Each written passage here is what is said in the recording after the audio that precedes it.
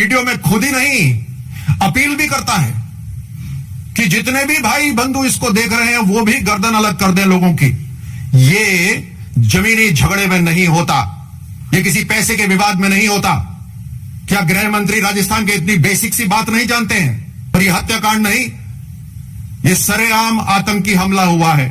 अगर राजस्थान के मुख्यमंत्री हर चीज के लिए प्रधानमंत्री जी को याद करेंगे तो अपनी कुर्सी क्यों नहीं छोड़ देते? जब कुर्सी संभल नहीं रही, जब जनता की सुरक्षा नहीं हो पा रही, या तो अपनी जिम्मेदारी निभाएं या उस जिम्मेदारी से हट जाएं। कल की जो उदयपुर में घटना हुई है, एक आतंकी हमले में कन्हैया लाल व्यक्ति की गर्दन काट दी गई, निर्मम हत्या कर दी गई। इससे पूरा देश, हर समाज में आक्रोश है, गुस्सा है। राजस्थान के अंदर साधारण लोगों में असुरक्षा की भावना भी है। ये गुस्सा जायज है, लेकिन संविधान के तहत, देश के कानून के तहत और पीसफुल तरीके को पालन करना, शांतिपूर्ण सौहार्द बनाकर कार्रवाई करना, ये बहुत जरूरी है। आज इस प्रेस कॉन्फ्रेंस को शुरू करने से पहले भारतीय जनता पार्टी की तरफ से यह अपील है कि पूरे देश के अंदर जो भी घटना हुई है उसके बावजूद शांति का माहौल बना रहे, सौहार्द का माहौल बना रहे। हम सबकी संवेदनाएं कन्हैया लाल जी के परिवार के साथ भी है। आज पूरा देश कन्हैया लाल जी के दर्द में शामिल है। हम उनके परिवार के साथ हैं और ऐसी जितनी भी घटनाएं अभी तक हुई हैं, आतंकी हमलों में जो लोग मारे गए हैं, उनके परिवार के साथ पूरा देश खड़ा हुआ है। इस समय भगवान उनके परिवार को हिम्मत दे, दुख सहन करने की शक्ति दे। राजस्थान की राज्य सरकार की जो पिछले 3.5 साल में जिस तरह से उन्होंने कार्रवाई करी है, पूरी तरह से राज्य सरकार इस आतंकी हमले के लिए जिम्मेदार है। ये अपने आप में एक अलग घटना नहीं है। ऐसी घटनाएं बार बार राजस्थान में हो रही हैं। ऐसे आतंकी संगठन राजस्थान में पनप रहे हैं और राजस्थान सरकार ने डायरेक्टली या इनडायरेक्टली इनके बढ़ावे के अंदर इनको प्रोत्साहित करने में कोई कसर नहीं छोड़ी है। एक के बाद एक राजस्थान सरकार के जो फैसले हुए हैं वो साफ तरह से तुष्टीकरण दिखाते हैं। एक संप्रदाय की तरफ नरमी और दूसरे संप्रदाय की तरफ सख्ती। आप इसी से समझ सकते हैं कि इस घटनाक्रम के अंदर, उदयपुर की इस घटनाक्रम के अंदर सबसे पहले गिरफ्तारी कन्हैया की हुई और कन्हैया लगातार लोकल पुलिस से सिक्योरिटी मांगता रहा, लेकिन उसे सिक्योरिटी नहीं दी गई, बल्कि उसके ऊपर प्रेशर बनाया गया कि वो समझौता कर ले। और आप ताज्जुब करेंगे कि सिक्योरिटी कन्हैया को ना देकर जो हत्यारे थे उनके भाइयों को सुरक्षा दी गई। 6 दिन तक जब अपनी दुकान बंद रखी, उसके बाद जिस दिन उसने खोली, उसकी हत्या कर दी गई। अब इस बात से भी चौंकेंगे कि यह घटना हुई और राजस्थान के गृह मंत्री, जिनकी अपनी जिम्मेदारी होनी चाहिए, वही जो राजस्थान के मुख्यमंत्री भी हैं, और बड़ी जिम्मेदारी हो जाती है, वो इस घटना को मर्डर कहते हैं, हत्याकांड कहते हैं। जब कोई वीडियो बनाता है इस कांड से पहले और फिर निर्मम हत्या करते वक्त वीडियो बनाता है, उन दोनों को वीडियो को जारी करता है, वायरल करता है, वीडियो में खुद ही नहीं अपील भी करता है कि जितने भी भाई बंधु इसको देख रहे हैं वो भी गर्दन अलग कर दें लोगों की। ये जमीनी झगड़े में नहीं होता, ये किसी पैसे के विवाद में नहीं होता। क्या गृह मंत्री राजस्थान के इतनी बेसिक सी बात नहीं जानते हैं? हर चीज को राजनीतिक चादर उड़ाने की कोशिश करते हैं। अपनी जिम्मेदारी समझें। और यह हत्याकांड नहीं, यह सरेआम आतंकी हमला हुआ है। यह देश के पूरे समाज को आतंकित करने के लिए यह कार्रवाई करी गई है। और जैसे मैंने पहले कहा, यह अपने में अकेली अलग घटना नहीं है। ऐसे न जाने कितने व्यक्ति प्रेरित हो रखे हैं, भड़काए हुए हैं।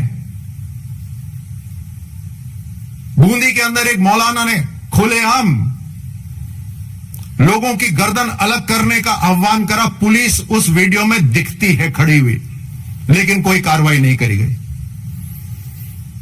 जोधपुर के अंदर हत्या हुई दीपक की, दिन दिहाड़े उसकी हत्या करी गई। परिवार हत्यारों का नाम बताता रहा, लेकिन पुलिस ने कोई कार्रवाई नहीं करी। जब इस तरह की हरकत करेगी राजस्थान की पुलिस प्रशासन के दबाव में, तो जिहादियों के, आतंकियों के हौसले तो बुलंद होंगे ही। पिछले अक्टूबर के अंदर एक हिंदू युवक की बेरहमी से हत्या करी गई जोधपुर के अंदर, उसकी टांगें काट दी गई। रतन सोनी आरएसएस के कार्यकर्ता की हत्या कर दी गई। पिछले 6 महीने के अंदर एक भी सप्ताह ऐसा नहीं गया जब राजस्थान के अंदर कोई ना कोई आतंकी जिहादी कांड नहीं हुआ हो।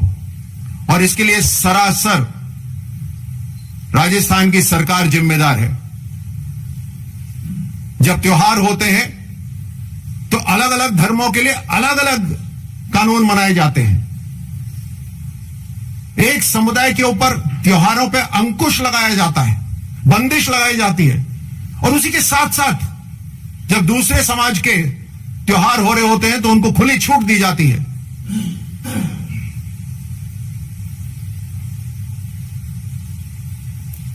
जब इनके कट्टरपंथी संगठन यात्रा निकालते हैं तो उसको रोका नहीं जाता, उसको पुलिस प्रोटेक्शन दिया जाता है।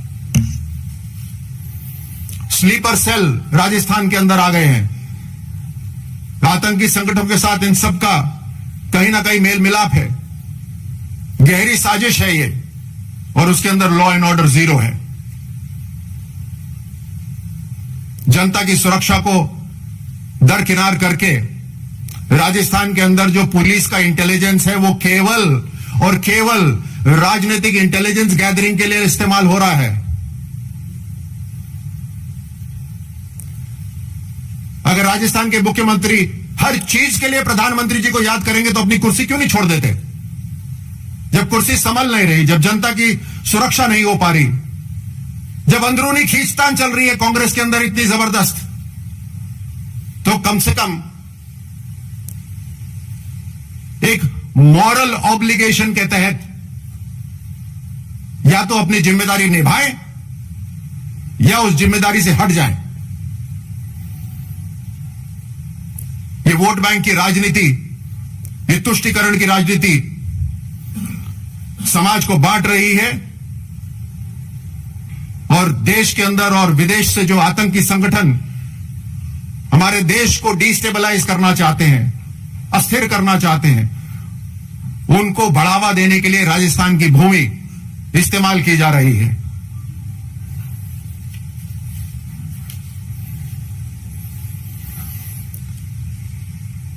क्योंकि यह घटना अपने आप में अकेली नहीं है, एनआईए ने इसकी इन्वेस्टिगेशन अपने हाथ में ले ली है।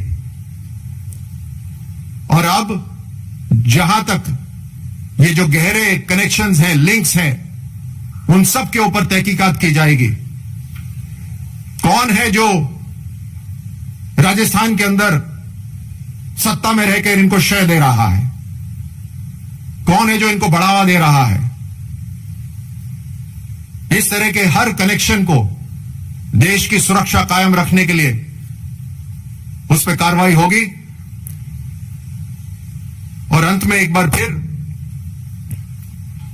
भारतीय जनता पार्टी अपील करती है कि देश की सुरक्षा जांच एजेंसियां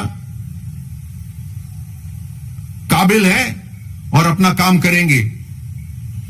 देश में जो गुस्सा है उसको शांतिपूर्ण तरीके से, संवैधानिक तरीके से लॉ ऑफ द लैंड को फॉलो करते हुए ही उसे लोग जाहिर करें। शांति और सौहार्द बहुत जरूरी है। राजस्थान सरकार अपनी जिम्मेदारी समझे, अभी भी समय है। हर तरह से राजस्थान के अंदर एक के बाद एक घटनाएं हो रही हैं, चाहे वो करौली हो, जिसका मुख्य जो परपिट्रेटर था वो आज भी पुलिस की हिरासत में नहीं है।